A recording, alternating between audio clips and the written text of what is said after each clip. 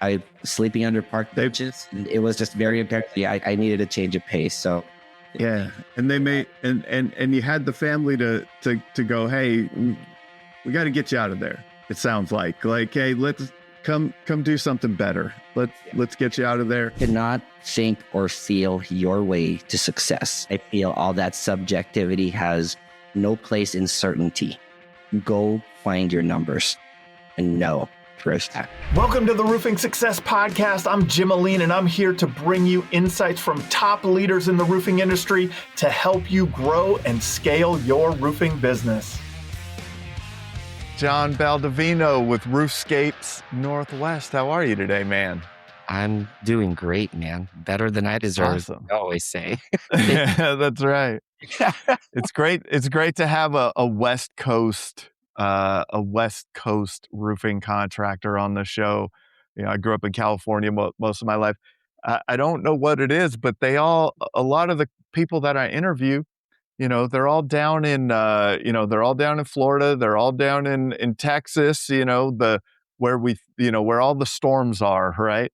You guys, it's a little bit different, but it rains a lot. So people see, man, oh no, I do have a problem. So I think we'll get to talk about a lot of cool stuff today. How did you get into roofing? Oh, simply put, is lack of education. Didn't really graduate high school. I think I got to halfway through my junior year, and yeah, it's just life. I guess I at some point I just chose not to kind of follow the path, i.e. I just kind of bailed out. Yeah. And then you can say it bluntly. It's all right. yeah. Well, I just don't want to discourage. You know, I say this now like the way I do because I have kids now. So I really do. That's right. Go to school. So I've been kind of learning how to be a little bit more creative about the ways I go about it. So that's right. That's right. I say I was a juvenile delinquent. We'll There leave you it at that, go. right? Like, you know, that's it's all right. Dad was just a juvenile delinquent. It's okay. You know, we'll teach you better. So, we'll Yeah. so early on, didn't go the traditional, hey, graduate high school, go to college, do the thing. And so ended up in the trades, I'm assuming, somehow? Yeah, ended up in the trade. So I was born because I was born and raised in the Philippines. I moved here when I was 20, and that was 23 years ago now. You do the math, 43. Yeah. And I remember when I just got here, and 2 days in, I didn't know where to go, what to do, what to be. And I was just watching a lot of Judge Judy on, I think it's CWTV back then or something. Yeah. And then he goes like, "Hey, I'm going to choir practice. You should come with me." And I'm like, "Okay, I love music. You know, why not?" So, the church coordinator said, "Hey, I heard you just flew in, man. You down to do some work?" And I'm like, "Yes." I didn't even ask what it was. I'm like, "Let's just please." Yeah, the whole being on idle thing has never been my thing. So yes. Yeah. Found out later on that we were roofing, and whew, boy, did I ever really realize that was the hardest day of the first time I've ever had to like really work physically. So yeah. And for some reason, I just really enjoyed it. Little did I know that enjoyment was going to turn into a passion, you know, because at some point I realized, wow, I'm getting good at this. You know, I started picking up garbage, and my boss I would always ask him like, "Hey, Fred, how would I get up there? Can I help you guys up there?" Like, "Johnny, you just finish your cleanup. The sooner you finish your side, you can get you up here." So yeah, I busted my ass or my butt, just finishing my side. And mind you, the houses that we were working at, on back then, it was in an older community. So these homes were like maybe 6 feet apart from each other, 14 to 18, 12.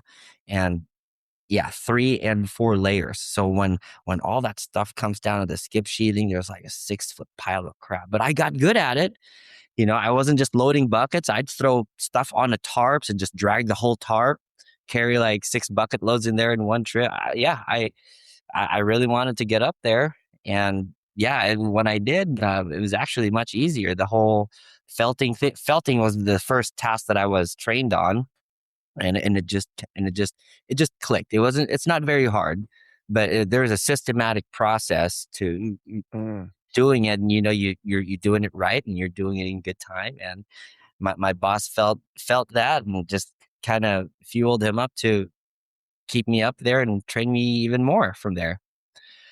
But yeah, those yeah, just started stacking up, and eventually made my way to being an installer.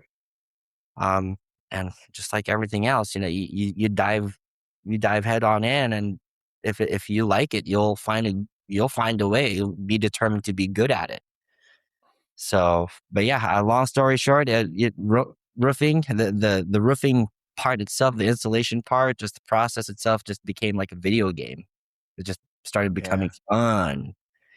And yeah, even through all the the messy stuff, the hard stuff, the heat, and all that, you see, even the wet and the cold. Um, yeah, it it was all great for me. What was, what were you looking for when you immigrated? Like, was it economic opportunity? What were you was it just like, "Oh, I have this I have the chance to move to United States?" So What there were was that for a few you? things. Yeah, wow, I got to think about that. Um, I was a lot younger then. I know there was a few things Yeah, that were in the air at that moment because all of my brothers were already here, so they were petitioning me to come over here. yep, Um, so that was a long immigration process. That was like a 2 year just waiting, apply for this, yep, wait for this, get interviewed, then wait. It was the 2 year process. And also at the same time, uh, my my parents just, or my mom then, and my brothers kind of knew that I just wasn't in a good place, so they kind of helped yeah, expedite stuff. I yep, was I was I was I was homeless at some point. So when my mom was yeah. here and my brothers were all here, I was kind of on my own back there in the Philippines. And yeah, when they I've sleeping under park They benches, and it was just very and apparent I needed a change of pace. So think Yeah, and they're they all made and you had the family to go, "Hey, we gotta get you out of there." It yeah, sounds like, "Hey, let's come do something better. yeah, Let's get you out of there." And you had the sense to listen because some don't, right? Like, it sounds like you're like, "Okay, yep, this is I agree. I gotta go I gotta do something else also." Um, when did you realize that roofing could be a business and not just a career? Ooh, so that would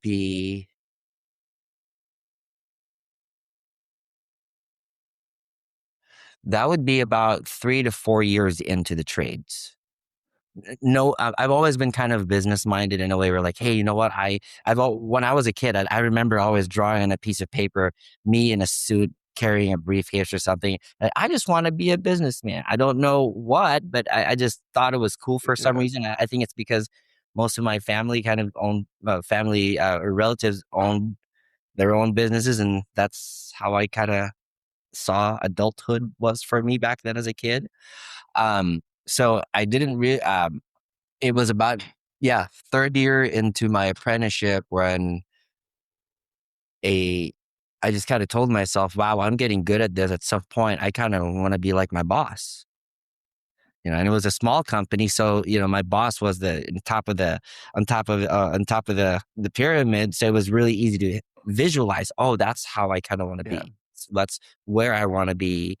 Um, and yeah, I probably put in another four 4 years after that point until I started my career. Well, yeah, said 5 more years after that until I started this company.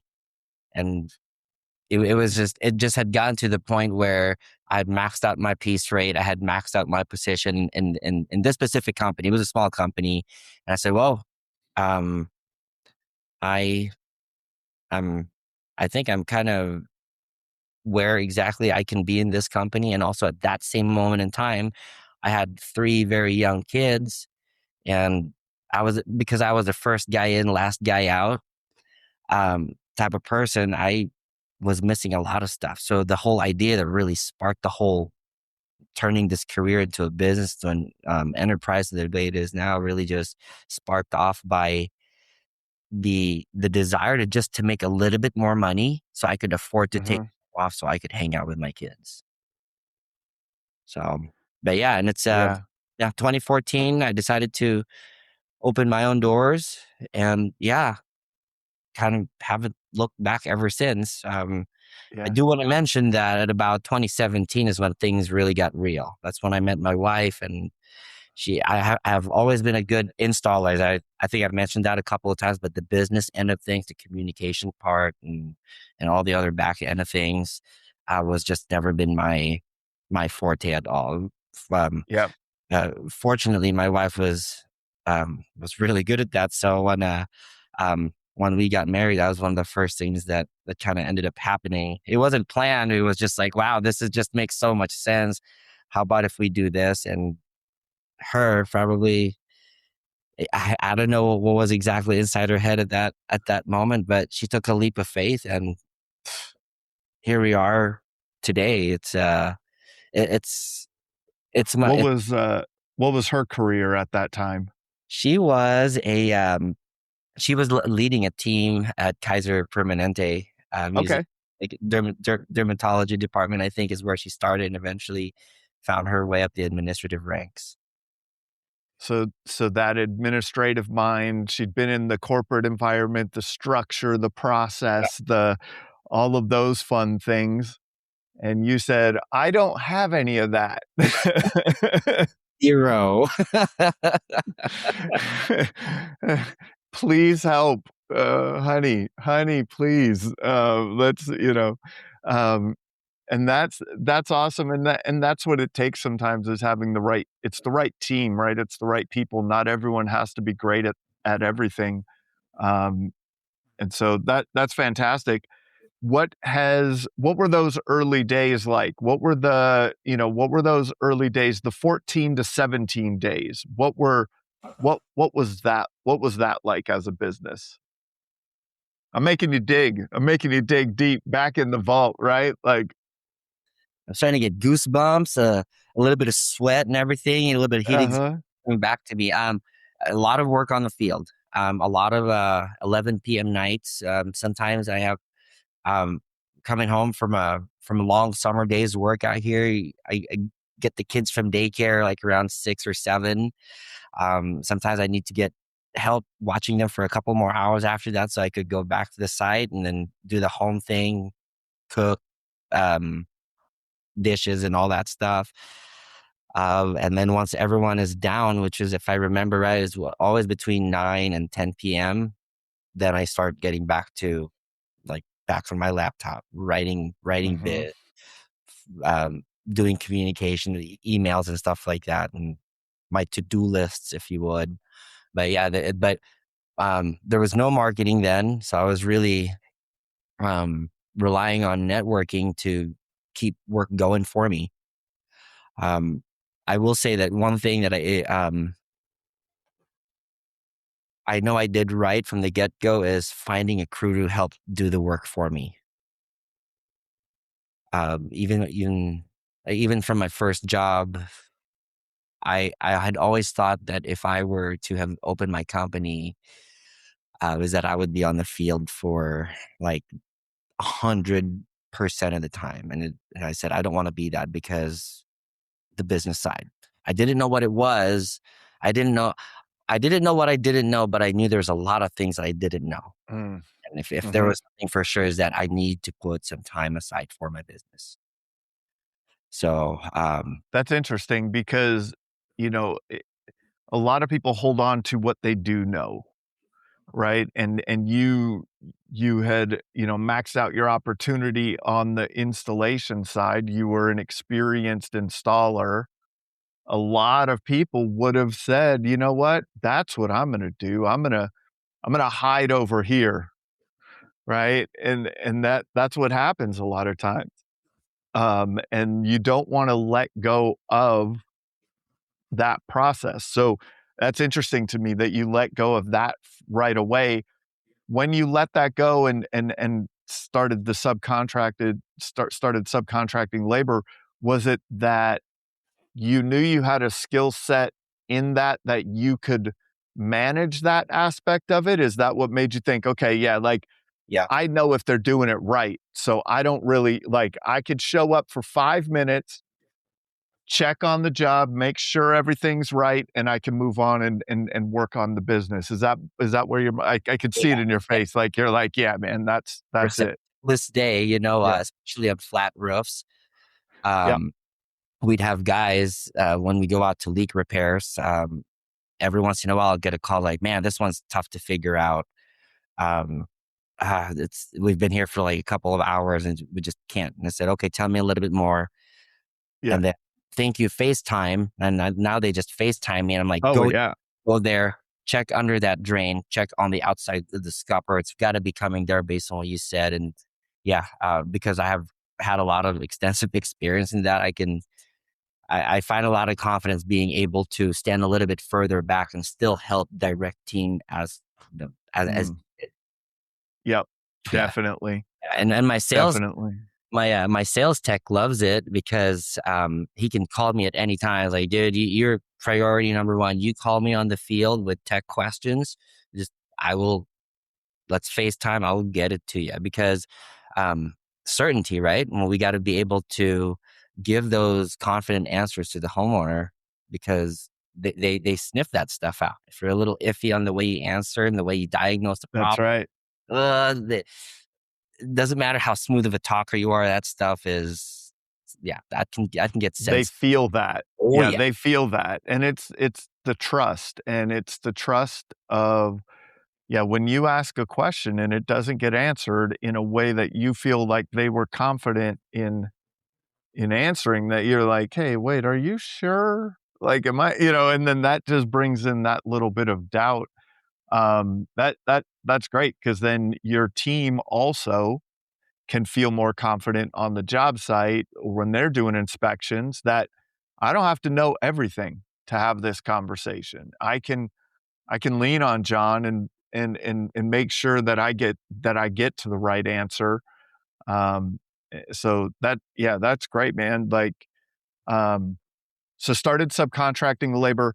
What was the hardest thing initially for you? Was it sales? Was it the, cash flow management? Was it what was that first business thing that was the hardest for you? I don't know if it's worth clarifying, but I never really subcontracted my labor because all Okay, my guys got it. they were most of my guys when I started was folks that followed me from the old Got company. it. And Got these it. were So like you built a team. So it wasn't that you were subcontracting, you hired other guys to do the work. Okay. So it was exactly. in-house team. Good clarification for sure. Yep. I wanted to highlight on that because that was a huge part on that was one of the biggest burdens that I really felt during those days away from the business end was to make sure that my team is very well supported, trained, supported, and that they're hitting the marks the way I want to see it, not just the way they saw it from another company. So that's where a lot of my efforts went. But on the business side of things, um, sure, marketing was an issue. Um, Finances were a little bit of an issue in the beginning because I remember that I didn't even I didn't even have a credit. I couldn't even get a credit account with my suppliers back then Yeah. because it's not because I had bad credit because I wasn't paying bills. It was because I just wasn't using credit. So Uh-huh. I couldn't even borrow money to fork out materials, especially with when I'm working with general contractors. I used to do a lot of new construction back then, not new construction, but working for um, contractors, general Yep. contractors, Yep. and they're like 30 to 60 days out, and I couldn't even do that. But eventually, I was able to sit down with um, I guess I can call him a friend. Um, and I said, "Hey, man, I'm really hurting. Like, is there any way you could give me some kind of small credit account?" And he was just like, "Okay, John, are you done crying yet?" Let's open this up and make it happen. uh, but yeah. Like, let's make it happen. And that, man, that what so I've heard about this. This is a crazy thing. I've heard about this, um, that this happens economically in countries, right? Like when credit becomes available to people of a country, the economy expands.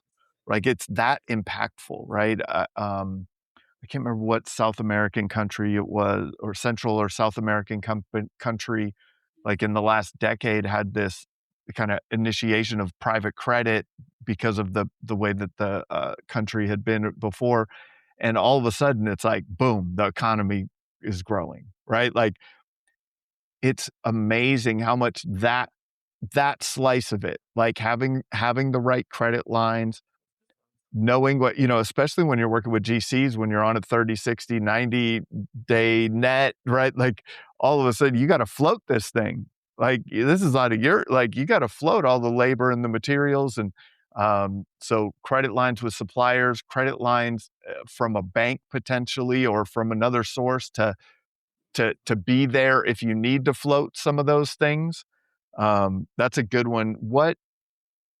Um, what would you say to someone, because you had that comfort level from the install side. You hired the guys that you'd worked with before.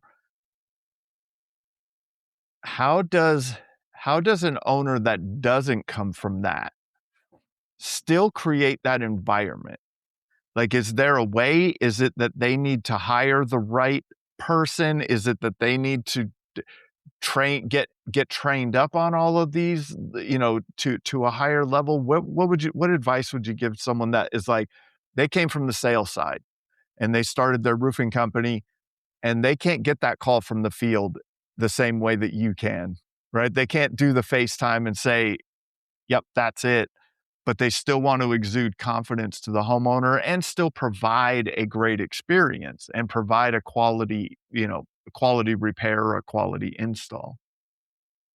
Yeah, what I would say to them is, of course, they're going to run into a few bad installers here and there, and everyone will continue to run into them, because as long as you're keeping your hiring pool open, people come in and go. There's going to be you're going to run into them, good ones, bad ones. But what really matters is start with standards. I mean, you said it earlier. Quality of the experience. Roofing in itself is easy. At least to me, it just made sense how to make water run off a roof. It's easy. But when you have other guys installing the same shingles that you are, putting on the same nails, same amount of nails, they can even say, you can all even wear the same shirts. What's the big difference? Let's talk about quality of experience. Because that's where we found it. One of the things that we were really good at was cleanup. Tear-offs here are just dirty, and people love their landscaping, and there's just a lot of things that could just look like crap at the end of the day. So, I guess what I'm trying to say is, let's start with that. Have a standard for cleanup. So if you can make a homeowner come home and look like, wow, this is a lot cleaner than what I was expecting it to be, or maybe even say this is cleaner than what I remember it to be, then you're on a good track. So, because if you don't have standards on what clean is, you could just tell guys to, hey guys, sorry, I don't know if that interrupted the feed there or not. That's right. Go ahead. Hey guys, let's clean up. And everyone says, okay, sounds great, we'll do that. But the cleanup is not to standards.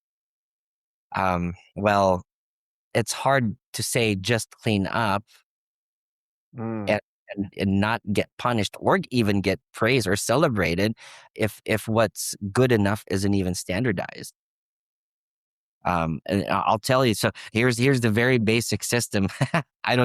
Let's not call it a system, a standard. A standard. One of the basic standards I have for cleanup is, if you can see it from 6 feet away, pick it up. Simple. What is clean enough, Johnny? I was like, okay, well, to me, what clean enough is, if you can see it from 6 feet away, clean it up. And how do we get there? Then we started to go, well, how many times do we run the magnet on a job? Okay, sounds good. Well, how many times do we run the magnet? Also, maybe we should probably think about, when do we run the magnet? Mm, Driveway and where. So standardizing those things really help create standards that you can call your own within your company. And mm, you're installing the same shingles as everyone else, but you put an emphasis on cleanup. What does that really say? That you respect their property. And then if you can respect their property, what does that say about the workers that you have working in your team? They're respectful people. And to me, that means a lot, because these are the type of people I would want to work with. These are the people I would like to call teammates. These are the type of people I would like to get service from. Well, siders, window guys, painters, people that are respectful of mindful.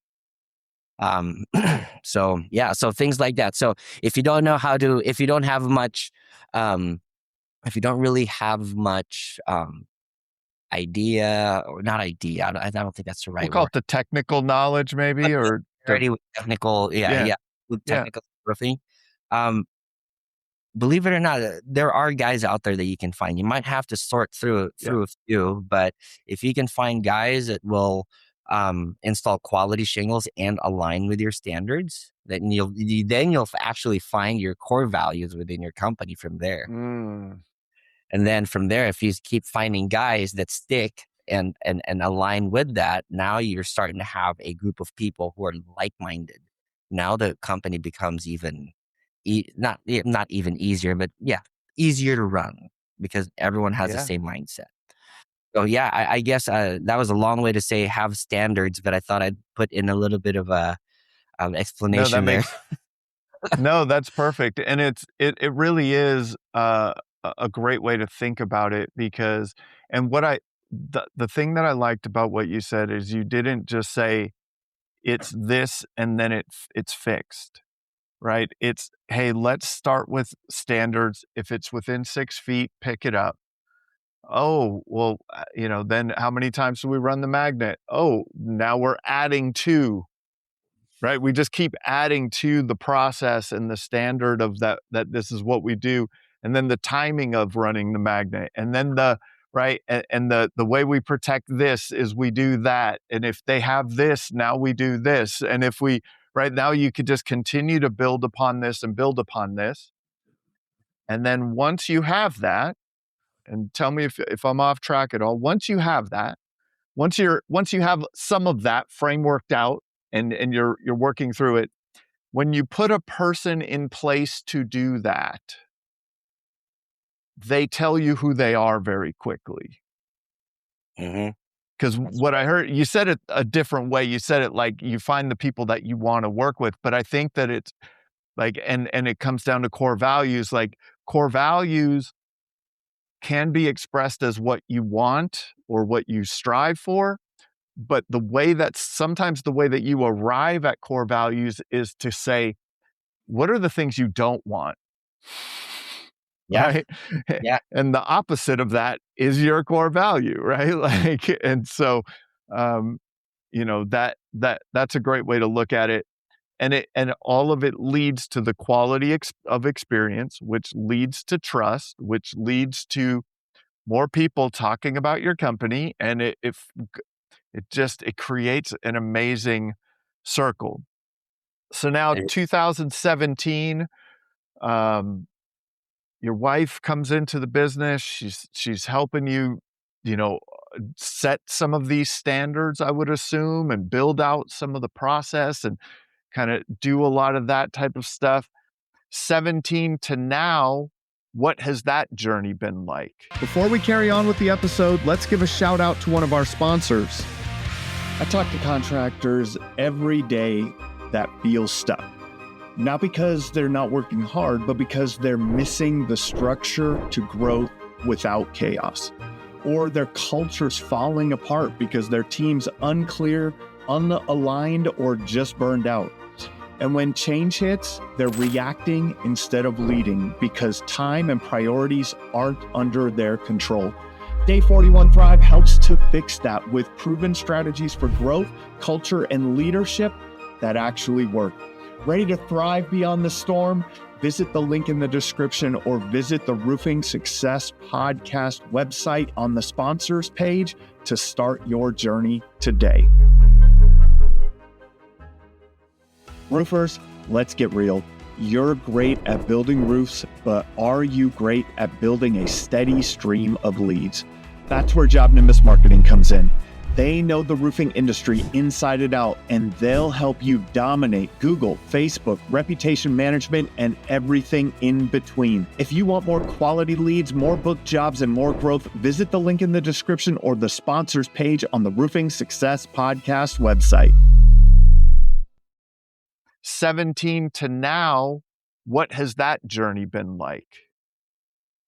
2017. So let's see. Actually, wait, correction. I think she started working with us. We just say 2018. I think 2018. Okay. 2018 Yep. moving forward. A lot of growth. And you know what's funny is because during those days we didn't really know how much things we didn't have in place because we weren't big enough to stretch our limits. What I learned, all the little things I was doing, I didn't know. I don't even call them systems back then or even standards. I learned from a smaller company that didn't really have structure. So, and in that company, 2 crews max was what their system was built for. Mm-hmm. And we started surpassing that. And that's when we started really having issues, not issues, but started more issues started to popping up because we couldn't hang on to the capacity back then. We were being stretched. So, yeah, 2018 moving forward, I think the first thing that we really realized was our communication process with the customers, because we have leads were okay for the type of business we were doing then. That the amount of leads that we were getting and the conversion I was getting out of them was pretty decent, but there was never really a set way on how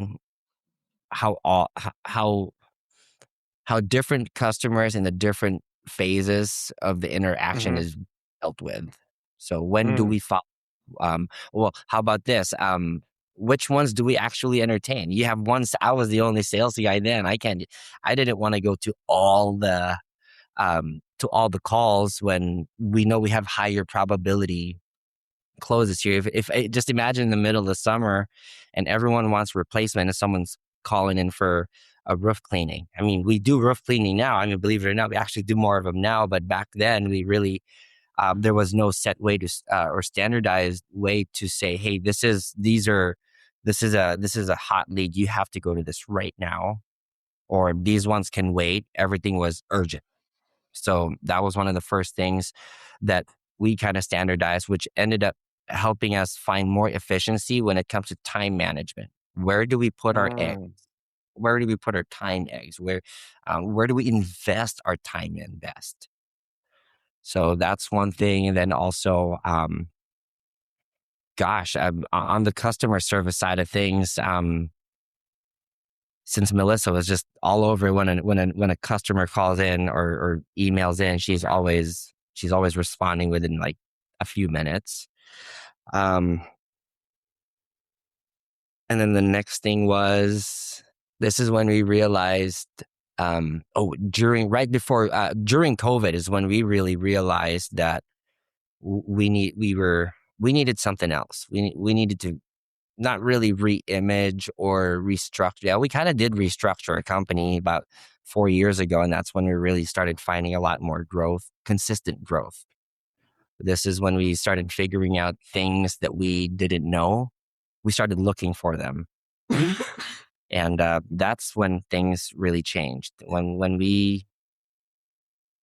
So here you go. I started trying to look for a sales guy because there was so much leads coming in. I can't keep up anymore.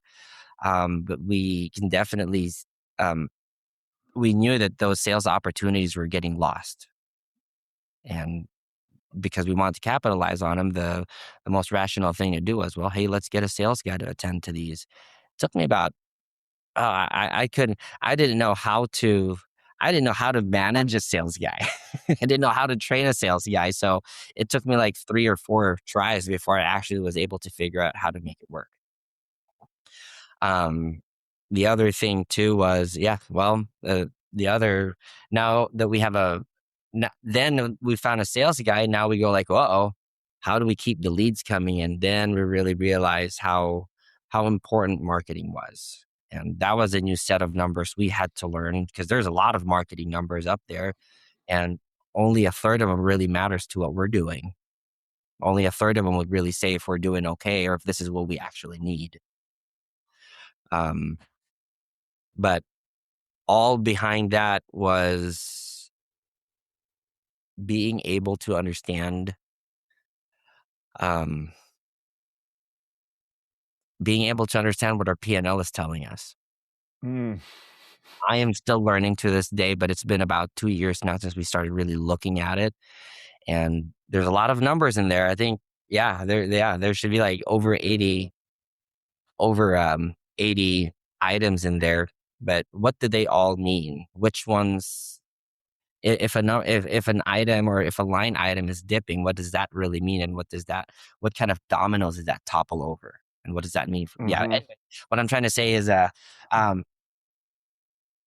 think that's the biggest change since 2018 to now, is we have quite a bit more awareness with numbers. Because So let's start. Let's go let's ahead. go back to the sales aspect. It seems like it built upon itself in my mind, the way you frame that, and that's like, it started with, I hired a sales rep because we had enough leads and I knew I could be doing other things, or we double this up, or we get, we can close more jobs. I'll run. Were you splitting the duties? You were still selling and then you hired another person? Yeah. So you're like, oh, okay, cool. We'll just do this. I'll just hire another salesperson and then we're off and running there.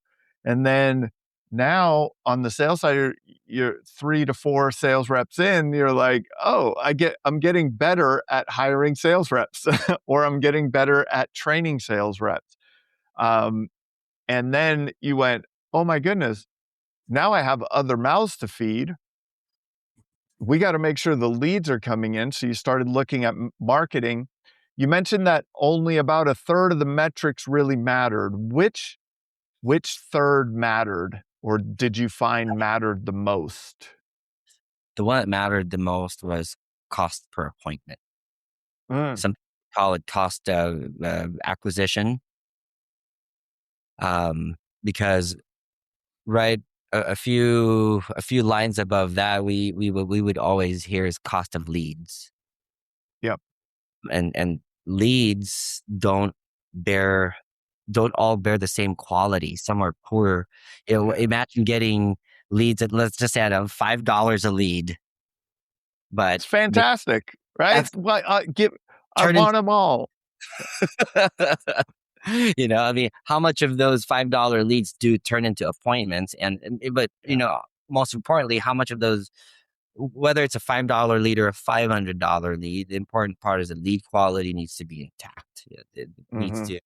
They need to actually, first of all, simple thing, like they need to live in the home or own the house, and that they have a need that we can service. So they're willing to comply with our inspection rules. What are those? What are your inspection rules? Oh yeah, that depending on most of the time, because we're not, if we're meeting with actual homeowners, we want to be face to face with the homeowner. We want to be face to face with the homeowner because that's when we can actually understand what they're looking for. We want to do that because we want permission to go inside the attic, and we also want to have a chance to talk to them at the end. We figured this out because when we were gathering our numbers, the close rate on these type of customers that complies with those requirements, much higher, significantly higher than the ones that don't. So when we're Imagine that, John. Like, imagine that. The ones that, they're like, no, no, no, just swing by and send me an email with a number. yeah. I only want, and if you're the lowest, I'll go with you. Imagine that they wouldn't be the best customer, John. I can't imagine that, right? Like, Yeah, and it also goes against our values. It's when we go out, oh, put our name on it, we want to make sure we give you the right system. And how a homeowner, more often than not, wouldn't know what the right system really is.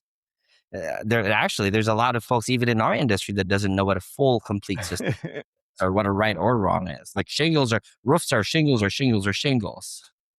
So, but then again, it's our job as representatives, company representatives, to inform them of what they don't know. They might just be making most customers, a lot of, not most, but customers would make the assumptions that it's just a shingle, right?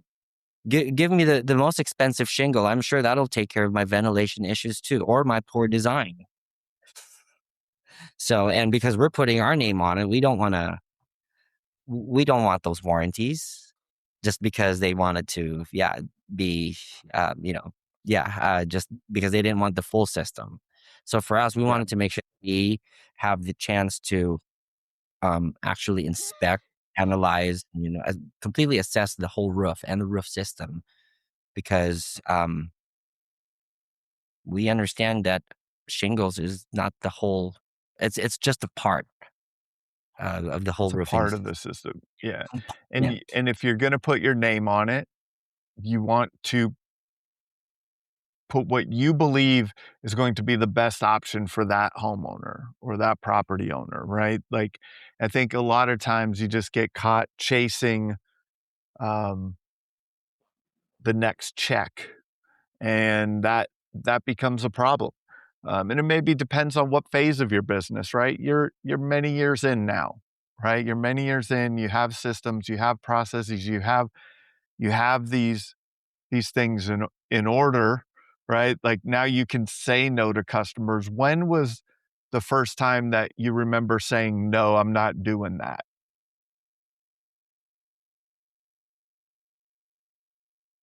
When I realized that when I just when I just use when I go against my standards as an installer, it's like I know that this isn't supposed to be here, or I that's when I realized, like, whoa, that's actually violating my values. And Mhm. I don't think when I realized that's what was going on, immediately front to mind, I was like, whoa, I'm not okay with that. We're Yeah, not doing that, and this might not be a good fit from the get go. yeah. And understanding that from that first initial phone call, the appointment set is fantastic, right? Like, you guys can qualify them and explain, "This is our process and this is why, and if you're not interested in this process, there may be a company down the street you could call." And having the confidence to say that, it it it changes the tone in trust also, right? That, "Wait a second, you won't come out here unless," right? Or, "You won't install this roof unless I do these things also." Like, there's a level of integrity in that I think people can feel, right? Yeah. Um, so then, you started focusing on that cost per appointment, which, because lead cost doesn't mean anything, and cost per appointment is a great metric. I Then going on to customer acquisition cost is fantastic for me because I need to know, how much did this customer cost? So that from the marketing side, going, "Oh yeah, I could buy leads, I could do my own marketing, I could, do a TV ad, I could do some Google ads, whatever it is." I would assume that you began to have a goal in that appointment cost. Yeah, and that all we were able to have a goal on that appointment cost based on a couple of things. It was being measured against a couple of things. Our cost of we have like a top number for so Yep. for us, we'll say like 12% or something in our P&L as our cost of marketing. Well, what is that? Dictated against the budget. So we would know that um, if the marketing strategy or avenue is worth keeping or not. It's got to produce those consistent amount of leads, but we can only use that. That cost per appointment is only useful if we understand what our close rate is. Yeah. Yep. You got to know the next state, the number for the next phase, or the goal to measure in the next phase, right? And Right. then if you have that close rate expectation, you can also measure sales reps, right? Like, oh, this person is underperforming, this person's overperforming. Like, can we help train this person up? Or you start to get these wonderful indicators into your business. And that's the numbers, John. My goodness, you immigrated here, you started cleaning up job sites, and then got into installing, and now you're a numbers guy. What happened here? This has been a like, Yeah, I was I was shown that there was definitely a lot of the things that I knew that I know some just calling people, just asking for help, and I am yeah, very fortunate that I am surrounded by good people that are not yeah, selfish or I don't know. I just feel really blessed because folks help me. It's like, hey man, what yeah, do I do here? What am I doing wrong? Like, let me see what you got there, John. Oh, try working on these things here. Find this, do this, yeah. and yeah, that might get you some clarity. Not yeah. So yeah, Isn't just it amazing how many people are willing to help, yeah. right? Like, I always find that, like, a lot of people wall themselves off and they never ask. Right? They never ask. They never ask that question. They never call someone and say, "Hey, I'm struggling with this. Can you give me some advice?" Like, whether it's another contractor or someone that you may meet that's in that specific, maybe they're in finance or accounting, or and you're trying to get to it. When we talked last, we talked about this journey into numbers, and I want to point some things out to people. The numbers weren't perfect when you started this journey. No, not at all. It So you went on a journey of collecting and building the right data, and now you're on the other side of that going, "Oh my goodness, now I have this clarity that's much different than before." So I wanna express that for people listening, is that this wasn't like, "Oh yeah, I just decided that, you know, booked appointment cost is what I'm gonna go off of, and now we're to the moon," right? Like, we're taking off. It was, what was the journey of getting the right data in the right place that was accurate enough to give you good answers back to oh, the questions you were looking for? that was a long journey. I think it took us like about 2 years Yeah. really find numbers and 2 years of actually gathering numbers, and maybe a year back, maybe even 2 more years back of finding past numbers. But 3 years fast forward, it's now we can use all that data we collected, post it up against the month, and call it a historic data. Mhm. So, I mean, like right now, check this out. This was really cool. To me, I don't know, whatever, but uh, Yeah. light comes out. Sun's out here in Seattle when where it's always raining, and we're going like, wow, there should be a ton of work out there. But that's not what my books are saying. I feel like we even slowed down from last month. What's going on? Trying to Mm. yeah, right? Especially right now with the whole all the price increases, all the FUD that's out there, the war in the straits and affecting our oil prices, i.e. our asphalt and just about everything.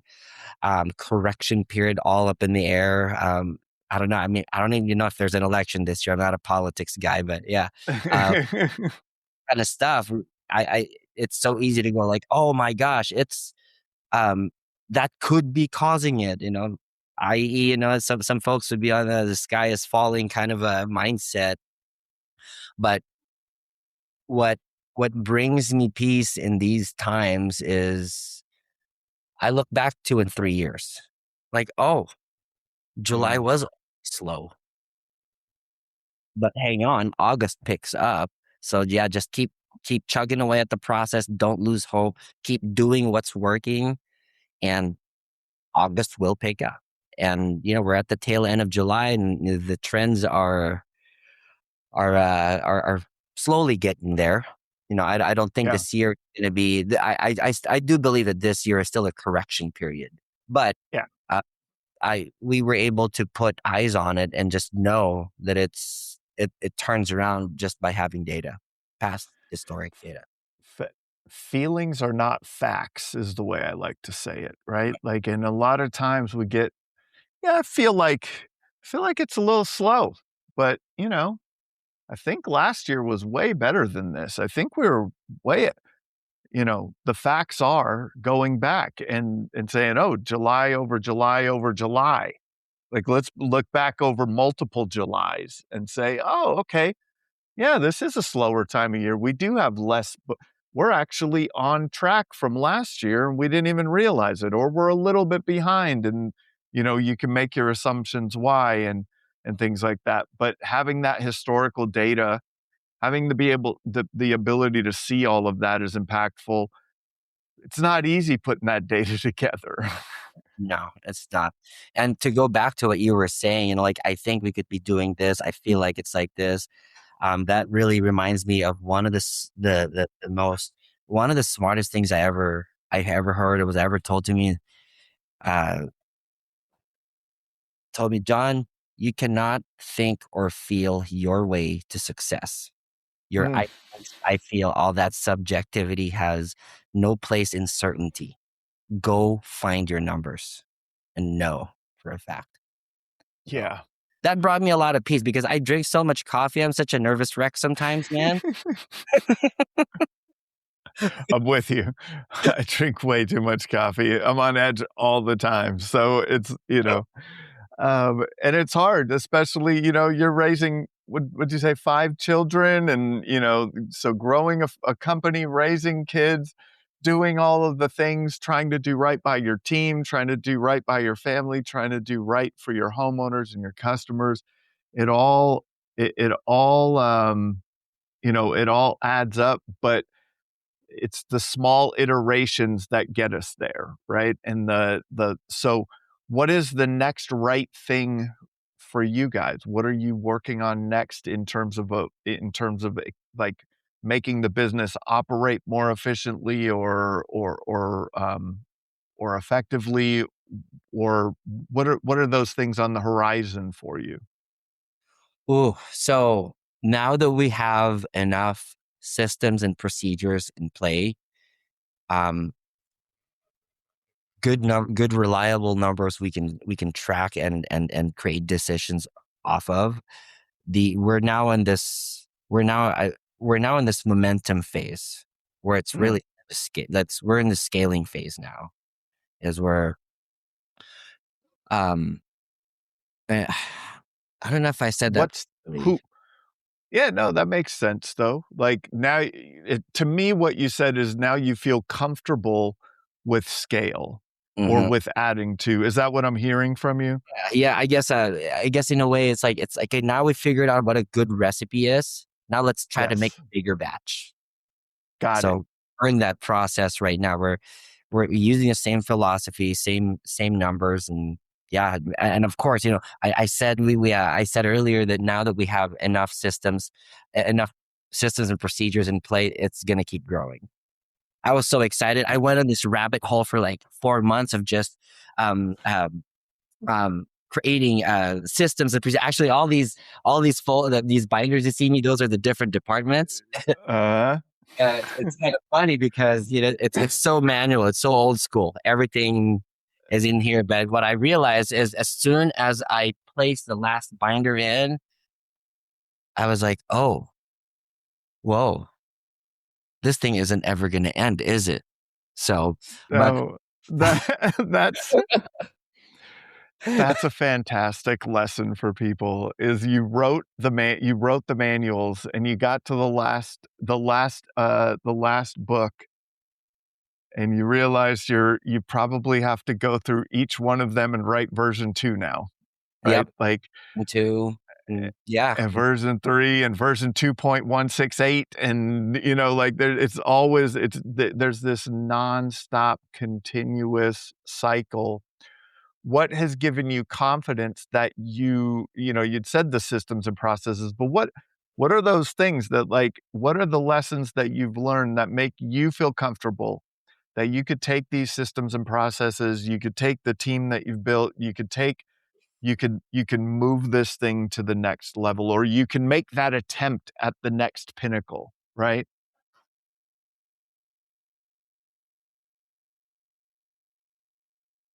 what I'm learning right now as we've been growing a little bit more consistently, as we've been able to add more people to the team, your teammates really matter. It's the Your, who, not how, right? Like, yeah, it's, um, because in order for, you got to have the right person that you can trust. So you kind of like turn your head, just like maybe 10, 15 degrees overhead, and know that this part is being taken care of by the right person, yeah, or is, willing to run the system, understand and is willing to run the system the way it's supposed to supposed to be operated. yeah, I think that's number one. And I'm getting a lot of appreciation of that right now because, yeah, just a few, like little over a year ago, we had a production man. We hired a production manager. That one itself also took me 3 tries to get, because little did I know, I didn't have systems. I just wasn't back then. If I tried to have done that maybe 6 years ago, I think even if I had the best production manager in the state or in the country, I don't think mm, I would have been able to retain him here, because there was no clarity, there was no systems. But anyways, yeah, about a year ago, we found a guy, and he he aligns with our values. He understands and takes the time to understand how our systems work, and because of that, I am really able to turn away a little bit and let go and allow me to focus on other parts of the company.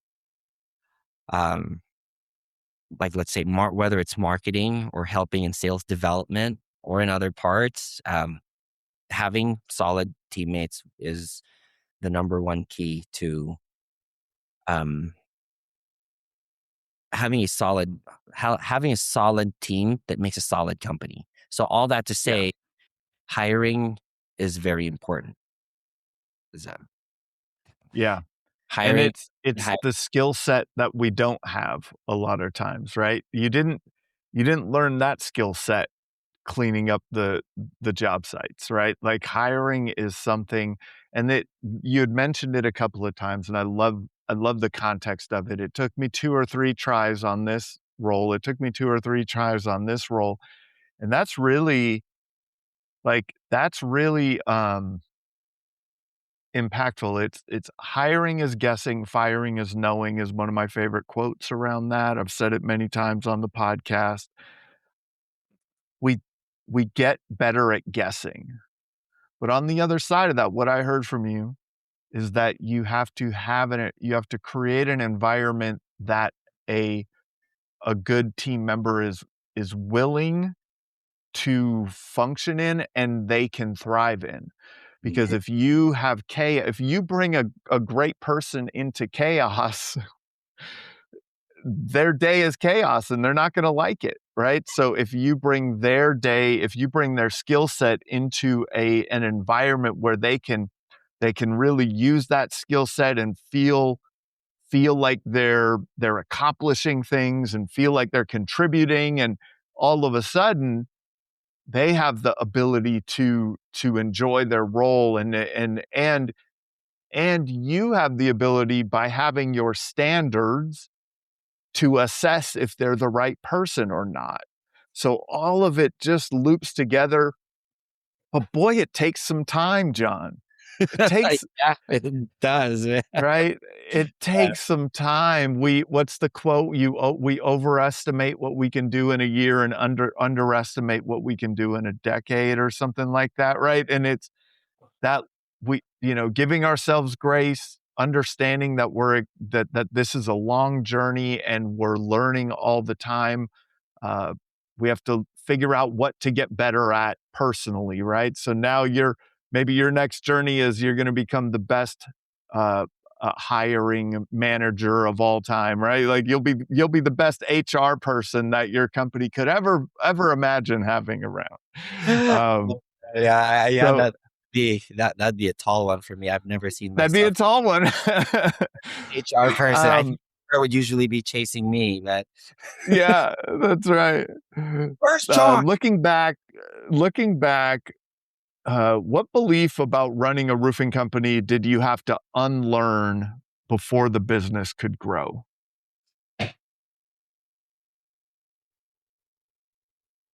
For a roofing company specifically, it's not just about shingles. That it's just not about shingles. Salesmanship is very important, and I don't mean that in a car dealership. And if there's any car dealers out Yeah. there in a fan, but they just They don't have listen to the roofing podcast. It's okay. We could talk about them all the time here. Not so much in the car dealership type of salesmanship, but actual proper. To me, good salesmanship is good guiding, good guidance. When folks call us out there, they're looking at us as professionals. We're not the dirty roofing kind of guys, but no, we really are. They see us as the professional, as the, like, John, can you tell us what's best for our roof system? And there's a lot, and just, as long as you're in a mindset that, hey, it's okay to put the teacher hat on and show them what they need to know, just arm them with information. Just arm them with information. That is probably the best. I guess I would call it a salesmanship tactic, if you would. Yeah. I've never really been a hard closer, but my close ratio is up there because people just sense that I'm just happy to give information. Yeah. So That's awesome, man. Thanks for your time today. This has been another episode of the Roofing Success Podcast. Thank you for tuning into the Roofing Success Podcast. For more valuable content, visit roofingsuccesspodcast.com. While there, check out our sponsors for exclusive offers, shop for merchandise, and sign up for our newsletter for industry updates and tips. Also, join the Roofing Success Facebook group to connect with other professionals and stay updated on the latest trends. If you enjoyed this episode, please subscribe, like, share, and leave a comment. Your support helps us continue to bring you top industry insights. The website link is in the description. Thanks for listening.